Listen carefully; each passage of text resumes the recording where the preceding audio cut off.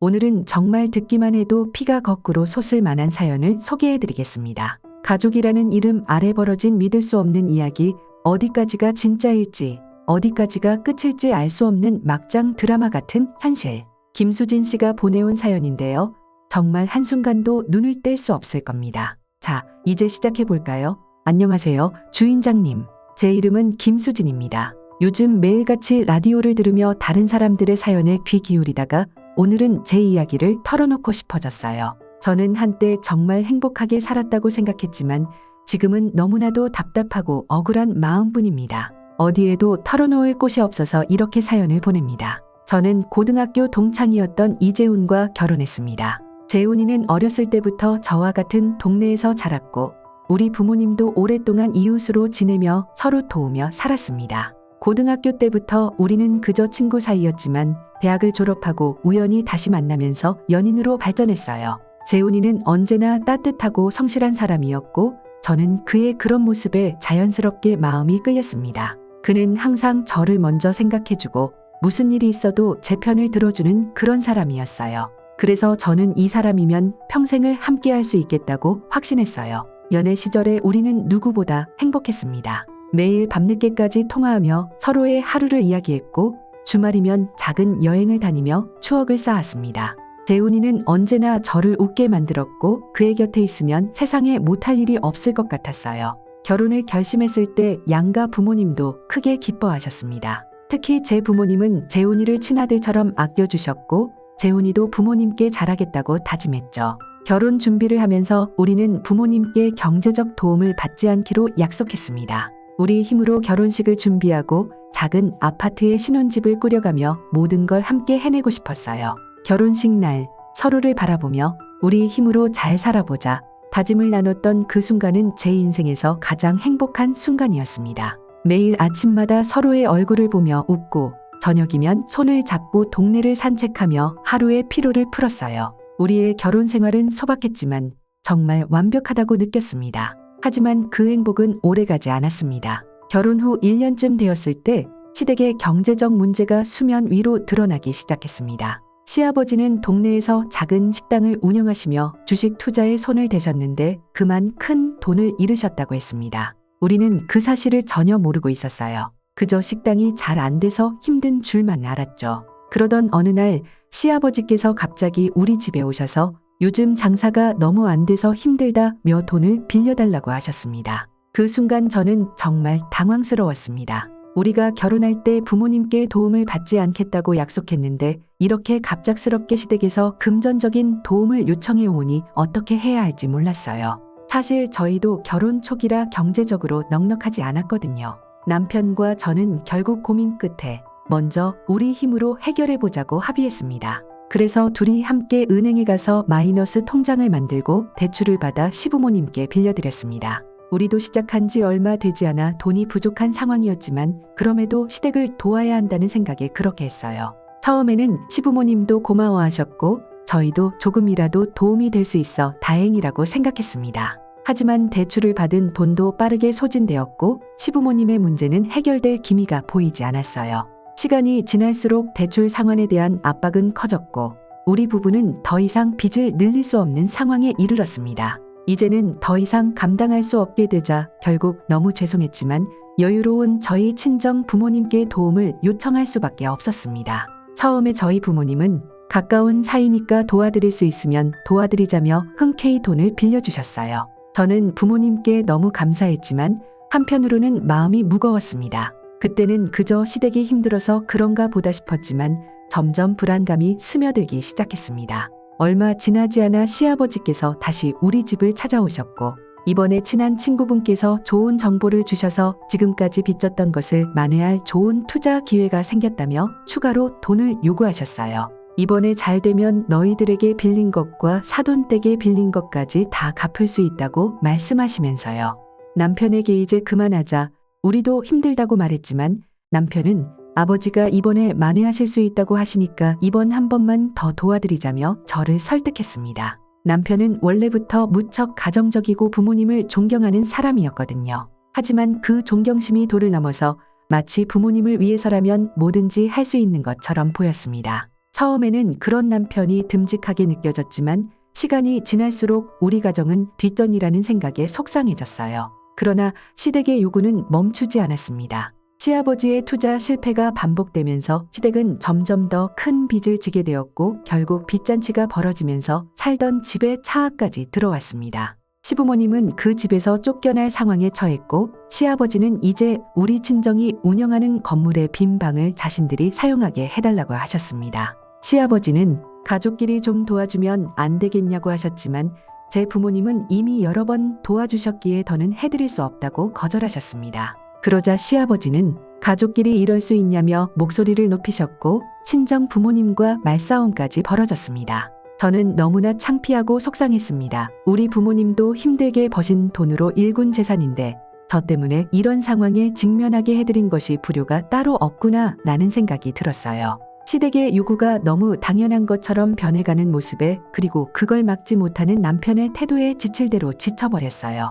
저의 친정 부모님도 더 이상은 시댁의 요구를 들어줄 수 없다고 단호히 말씀하셨습니다. 시아버지는 이런 거절에 굴하지 않고 친정 부모님의 사업장에 찾아가 소란을 피우기 시작했습니다. 매일같이 찾아와 돈을 요구하며 사업장을 난장판으로 만들었고 손님들이 불편을 겪는 일이 반복되었습니다. 저는 이 상황을 해결해 보려고 남편에게 다시 한번 부탁했습니다. 여보, 우리 부모님까지 이렇게 힘들게 하는 건 아니잖아. 제발 말려줘. 하지만 남편은 여전히 무책임하게 아버지가 그렇게까지 하실 줄 몰랐어. 내가 얘기해 볼게. 라는 말만 반복했습니다. 그러던 중 저는 시아버지가 남편 재혼과 함께 몰래 추가 대출을 시도한 사실을 알게 되었습니다. 그것뿐만이 아니었습니다. 저 몰래 시아버지와 남편은 자신들의 이름이 아닌 저희 이름으로 대출을 받으려 했던 겁니다. 은행에서 온 알림을 보고 알게 된 저는 충격을 받아 남편에게 따져 물었습니다. 자기야, 도대체 이게 뭐야? 왜 내 이름으로 대출을 받으려 했어? 남편은 그저 시아버지의 강요 때문이라며 어물쩍 넘어가려 했지만 저는 더 이상 참을 수 없었습니다. 우리 돈도 모자라서 내 이름으로 빚까지 지라고 이게 말이 된다고 생각해? 재우는 어릴 적부터 부모님의 기대 속에서 자랐습니다. 언제나 부모님 말씀을 잘 들어야 했고 그게 곧 재훈의 자존심이자 책임감이었어요. 재훈에게 부모님의 존재는 늘 그의 삶에서 가장 큰 부분을 차지했습니다. 그는 부모님이 자신에게 얼마나 큰 기대를 걸고 있는지를 잘 알고 있었고 그 기대에 부응하지 못하면 실패한 자식이라는 생각에 사로잡혀 있었습니다. 그래서 재훈은 늘 부모님의 편에 서는 것이 당연하다고 생각했습니다. 저는 그런 재훈을 이해하려고 노력했어요. 하지만 시간이 지날수록 재훈의 그 무거운 책임감이 우리 가정을 희생시키는 것 같아 견딜 수가 없었습니다. 자기야, 이제는 우리 가정도 생각해야 하지 않을까? 우리는 어떻게 할 건데? 라고 물어도 남편은 대답 대신 고개를 돌리기 일쑤였습니다. 그는 부모님과의 갈등을 피하고 싶어 했고 그로 인해 저와의 갈등을 해결하려는 노력도 하지 않았습니다. 남편의 무관심과 방관이 결국 우리의 결혼 생활을 조금씩 망가뜨리고 있었습니다. 남편은 저에게는 시댁을 돕지 않겠다고 약속했지만 몰래 부모님께 돈을 보내거나 시댁에 대한 일들을 저에게 숨기곤 했습니다. 어느 날 가계부를 정리하다가 남편이 우리 돈을 몰래 시댁에 보낸 걸 알게 되었을 때의 배신감은 이루 말할 수 없었어요. 여보, 왜 나한테 말하지 않았어? 우리 둘이서 같이 결정해야 하는 거 아니야? 라고 물어도 남편은 그저 미안하다는 말만 반복했어요. 하지만 그런 그의 미안하다는 말도 점점 무의미하게 들렸습니다. 남편이 시댁에 갈 때마다 저는 조금씩 더 고립되는 기분이 들었습니다. 남편의 이런 방관자적인 태도는 결국 제 직장에서도 문제를 일으켰습니다. 어느 날 시아버지가 저희 직장으로 찾아와 저의 동료들 앞에서 돈을 빌려달라고 소리쳤습니다. 시아버지도 부모다. 아빠가 이렇게 힘든데 딸이 도와주는 게 당연한 거 아니냐? 우리 가족이잖니 며느리는 가족이 아니냐?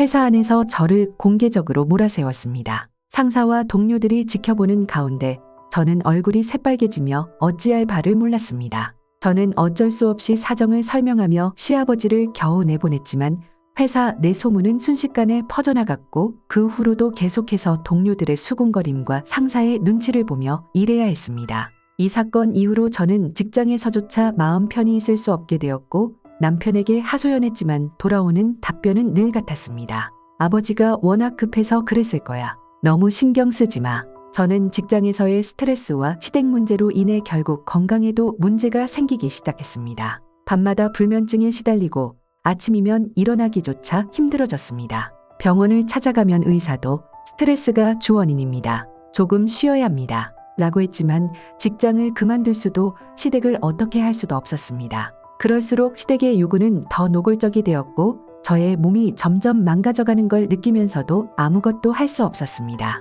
매일이 고통의 연속이었고 시댁의 전화벨 소리만 들어도 심장이 쿵 내려앉는 기분이었어요. 저는 이 상황을 어떻게 벗어나야 할지 알 수 없었습니다. 남편에게 더 이상 기대할 수 없다는 현실이 저를 더욱 절망에 빠뜨렸습니다. 저는 결국 심각한 우울증에 빠졌습니다. 밤이면 눈을 감을 수가 없었고 낮이면 아무것도 할 수 없을 만큼 몸이 무거워졌습니다. 어느 날 저는 극단적인 선택을 고민하기까지 했습니다. 혼자 거울 앞에 서서 이렇게 사느니 차라리 라는 생각이 떠오르던 순간 이렇게 끝낼 수는 없어. 내 잘못이 아니야. 제 자신을 다독이며 겨우 그날 밤을 넘겼습니다. 하지만 그 순간조차 아무도 저희 곁에 없었다는 사실이 너무나도 서글펐습니다. 그러던 어느 날 시어머니가 병원에 입원하셨다는 소식을 들었습니다. 남편은 시어머니가 암 진단을 받았다고 했습니다. 저는 그 말을 듣고 너무 놀라서 밤새 한숨도 못 잤습니다. 어머니가 아프시다는 소식을 듣고 저는 너무나 마음이 아팠습니다. 그깟 돈이 뭐라고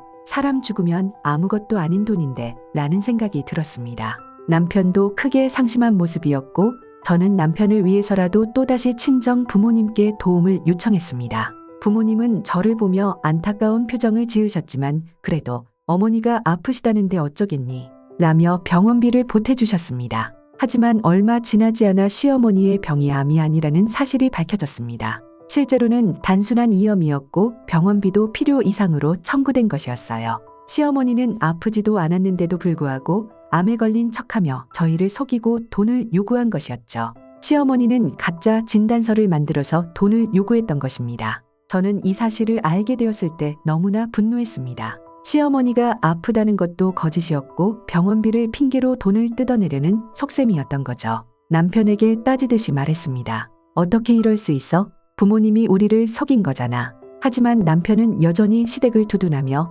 아버지가 어머니 병원비를 마련하려다 보니 그랬을 거야. 아버지도 힘드니까 이해해줘.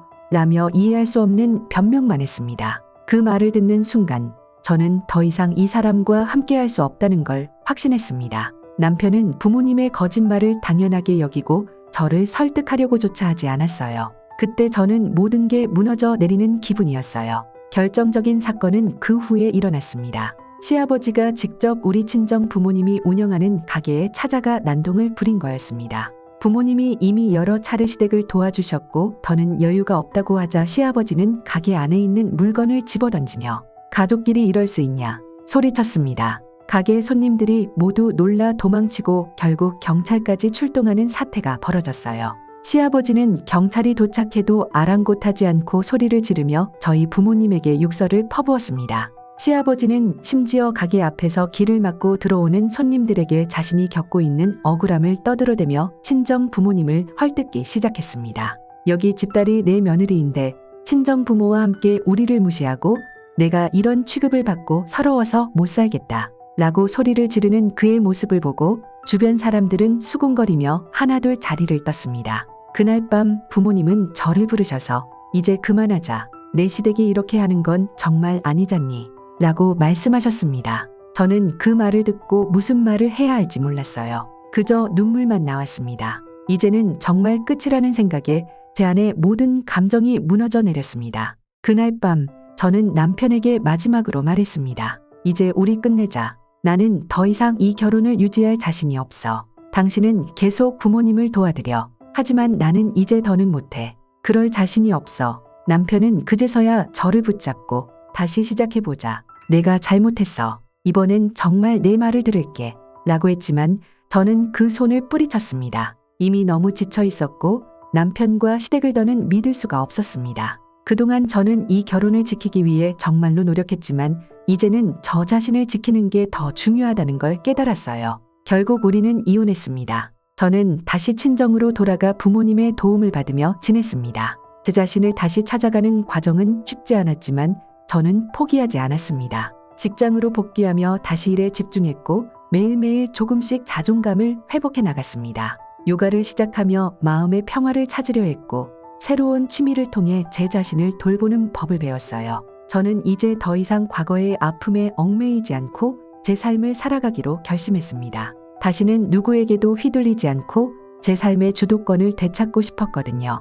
이혼 후 남편은 여전히 시댁의 문제에서 벗어나지 못하고 있다는 소식을 들었습니다. 남편은 뒤늦게 제가 떠난 이유를 이해했다고 하지만 이미 모든 것이 끝난 후였습니다. 남편은 부모님의 그늘에서 벗어나지 못하고 여전히 그들에 얽매여 살고 있었고 저는 그 모습을 보며 더욱 확신하게 되었습니다. 저와 남편의 길은 여기서 끝이라는 걸요. 이혼 후 저는 혼자가 되면서 비로소 자유를 찾았습니다. 처음에는 막막했지만 매일 아침 눈을 뜨면서 새로 시작할 수 있다는 사실에 감사하기 시작했습니다. 회사에서는 승진을 위해 더욱 노력했고 동료들과도 더 깊은 유대감을 쌓아가며 제 위치를 확고히 해나갔습니다. 주말에는 봉사활동을 하며 새로운 사람들과 교류하고 취미로 시작한 요가 클래스에서 만난 사람들과도 친해지면서 제 삶의 의미를 다시 찾아갔습니다. 주인장님, 저는 이 이야기를 통해 무언가를 바라지 않습니다. 그저 이 억울한 마음을 어디엔가 털어놓고 싶었어요.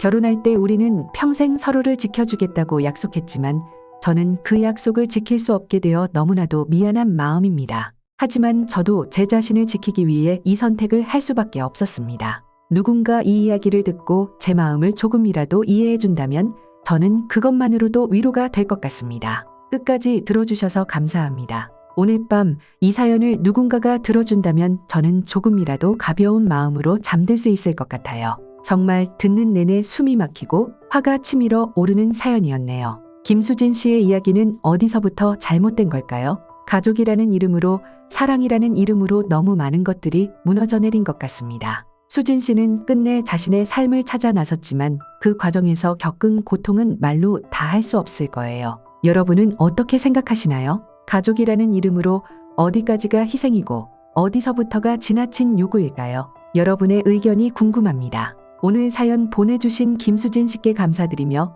모두가 더 나은 내일을 위해 오늘도 화이팅 하시길 바랍니다.